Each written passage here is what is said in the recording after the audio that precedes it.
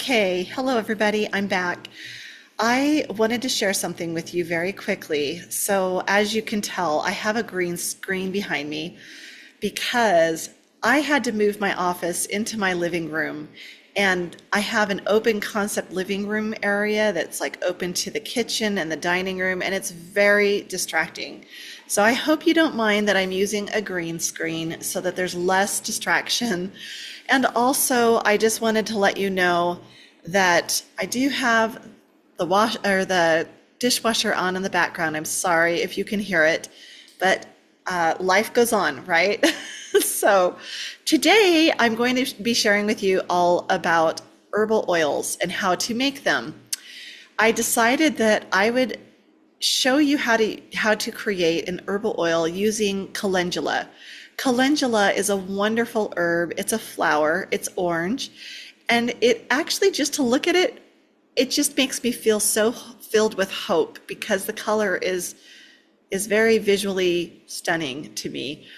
And so I wanted to share with you, first of all, a little about calendula. Now, the name of my business is Manna and Mint, and there is a reason for that. I saw and started to recognize the patterns, the seasons, the rhythms associated with herbs. And to me, talking about the more spiritual side of these herbs made perfect sense because it all goes together and it complements it quite nicely. So when I remember and have that opportunity, I will be sharing with you also the spiritual side to herbs and the herbs that I'm sharing in particular. Calendula is a lot like sunflowers in that the flowers will turn towards the light time and time again. It's a sun-loving flower. It's been long associated with light and consolation for years. And the way that it heals is gentle. It's extremely effective, but it's a gentle herb. And it does take consistency and patience. Just like the calendula flower turns towards the light, we too can turn towards the light, being God. And that oftentimes when God heals, it's in a very similar fashion. It's slow and gentle. It's often not right away. Sometimes it can be, and sometimes it takes time. I wanted to talk a little bit about this too, because there are some people that are struggling with chronic illness and ailments. And it doesn't mean that you're being punished just because you have these ailments or these problems. My grandmother growing up, she was diagnosed with MS, and that's multiple sclerosis. She didn't have use of her muscles a lot of times, and she got diagnosed later in life, probably in her late 30s, early 40s. I remember her always being wheelchair bound, but she was extremely bright. She had all her mental faculties. She was smart as a tack. And so my mother didn't want to put her in a rest home right away. We lived literally walking distance from her, and we would check in on her daily. That gave me and my siblings a similar opportunity, a really neat opportunity actually, because we learned so much through my grandmother's MS and being a witness to her life. Sometimes we're given chronic illness or ailments, not even for us, but for the onlookers, the people that are witnessing your life. You never know. It could be for them, and it could also be for you if you're the one that's experiencing it. God gives us challenges to grow us, to refine us, to humble us, to cause us to turn to Him for help, because He does want to be an intimate part of our everyday lives. He's not just this God looking from afar and looking down on us. He is a part of our everyday lives if we allow Him to be. And so it's not a punishment, it's a call to turn to Him, to turn to the light. And calendula reminds us of that, not only because it's been long associated with light and its petals turn towards the light, but also because of the ways, which is slowly and through time and patience. It's a wonderful oil. It's wonderful for psoriasis, eczema, acne, any kind of skin ailment like that. It's a great moisturizer. It's wonderful for cuts, for wounds, for cracked, dry skin, for diaper rashes or any kind of rash. It's a really wonderful herb. And it is an herb that is gentle enough for elderly or for babies. You always want to consult with a functional health doctor, someone who has a working knowledge of holistic alternative ways to heal, and run it by them first, or if you don't have access to them, your regular family physician, run it by them first. I know that when I was wanting to replace my blood pressure medication with cayenne pepper capsules, I did run that by my doctor first so that she knew exactly what I was doing, and we discussed that. So I would encourage you to do that before you try any herbs in any form. Let's talk about Calendula Herbal Oil. What if you don't have calendula on hand? Well, there's a couple others that would also be really wonderful for skin. Chamomile is one, and lavender is another. They both can also be used. Now, technically, you could combine the calendula with the chamomile and the lavender, but it's not necessary, as calendula is highly effective on its own. In herbalism, you'll learn that more doesn't always equals more. Understanding herbs and their properties will help you know which herbs work nicely together and complement each other. It will also help you avoid using too many herbs, which is a mistake that I see many herbalists make. They think more is more, and they end up with a kitchen sink type of concoction, and it's not necessary. And sometimes when you use too many herbs, it can lessen the effect of some of the others. So you want to be careful. I'm just using one herb today, even though I have chamomile and lavender available to use with it. The nice thing about herbal oils is that you can use them in salves as well. So if you're wanting to use some of it for just an oil that you can use as part of maybe your skincare routine, you can do that. But if you wanted to use it on a salve to put over maybe a wound or a cut, you can also use it that way as well.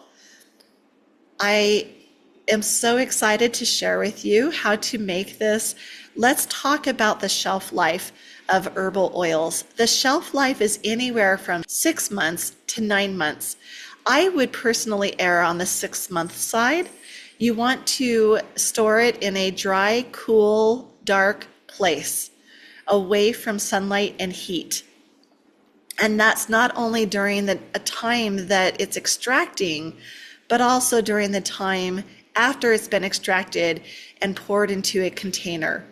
So you always want to make sure that anything that has those oils and those herbs in them are stored that way. This is why oftentimes you'll notice that the containers that we use to pour the oils in or tinctures in or anything like that are tinted. They're usually amber or green or blue or black, because that tint is helping to protect them from light. The clear one, there's clear ones too, but I personally would stay away from the clear ones unless you're really planning on using it consistently every single day and using it up quickly. I think the tinted ones are preferable. I also want to share with you that once you make this herbal oil, you're going to want to store it for 4 weeks to 6 weeks. Now, 4 weeks, it is a gentle herb, so 4 weeks should be just fine. But if you really wanted to make sure you're extracting as many of those health benefits as possible, you can certainly wait for 6 weeks. That's fine too. But I personally will probably wait for 4 weeks. And in this video, I'll show you the beginning of making this. Obviously, I can't show you how to strain it or pour it into a bottle just yet, but once it's done, I will. I will come back on and show you how to extract the herbal oils and how to pour them in containers and to again go over the shelf life and how long you want to store it before you use it. That being said, let's go ahead and get started. Here is what you're going to need. You're going to need a spoon, a clean sanitized jar, fill it with calendula about halfway full to 3/4 full. And as you can see, I do have some prepared. This is the tinted container I'm talking about. The one that I prepared, I'm using just for an oil, as an herbal oil. And I still have 4 weeks to go on that one. And then this one I'm going to be turning into a salve and pouring into the blue tinted jar once I'm done with it. That blue tint helps to preserve the ingredients inside.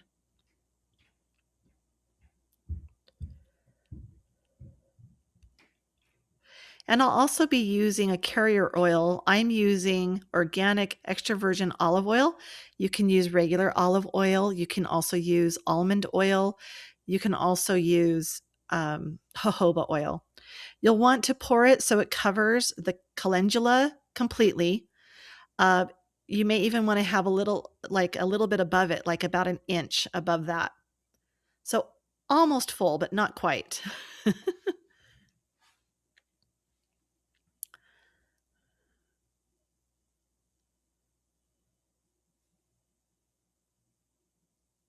You can see some of the bubbles that are floating to the top.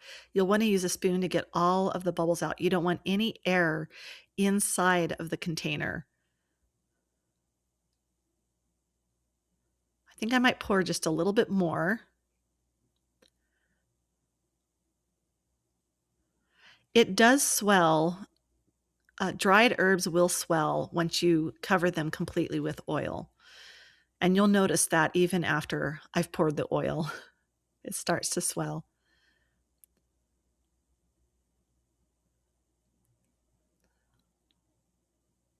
I'm getting the bubbles out once more because I did add some oil.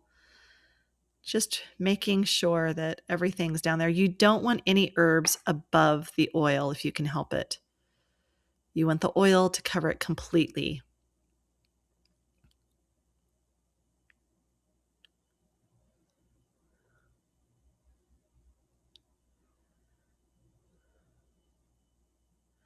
When you screw on the lid, you want to screw it on tightly. You want as little air as possible in the jar. You don't want to be opening it frequently, and you're going to be shaking it daily. If you miss a day here or there, it's not the end of the world. You also want to make sure that you're going to label it. So here you'll see I put what I'm using it for. You don't have to do that. I do that because I have another jar full of calendula oil. The ingredients, so calendula and EVOO, which is extra virgin olive oil, and then the date. This way, it makes it really easy for me to duplicate it just by looking at it. You also want to make sure that you're keeping a record. After it's done and you start using it, you want to make sure you keep a record of anything that you notice, whether it's a good result or a negative result, or like a reaction to it. You want to make sure that you're writing the date, what it is, and what those ingredients are, what the reactions are. How do you know it's fresh? You know that the herb is fresh 3 ways: the aroma, the taste, and the color. So the aroma should smell like the plant itself. The taste should have a taste that's similar to the plant itself. And there should be some coloring. It shouldn't be just completely dull. So make sure that when you are doing your herbal oils and your tinctures, whatever you're making, that you again store it in a cool, dark place away from heat and light. This will have a shelf life of about 6 to 9 months. And after this, I'm going to store this in a cabinet for about 4 to 6 weeks. 4 weeks is how long I'm going to store it. That's usually enough to get the medicinal properties from it. But if you really want to make sure, you can wait 5, 6 weeks and be fine as well. That would be just fine. In the comments, if you have used an herbal oil before or have made one before, which one is your favorite and why? What did you notice? And if you've used calendula before, what was your experience with it? Put that in the comments, and remember to like this video and subscribe. That helps me know that you are liking the content, you're finding value in it. And then subscribing will help you not miss any of the new updated videos that I post each week. So if you want to come back and watch the video that I'll be finishing this herbal oil with, straining it, pouring it, that kind of thing, make sure you subscribe, because I will be coming back in the future to show you just how to do that. Thank you for joining me.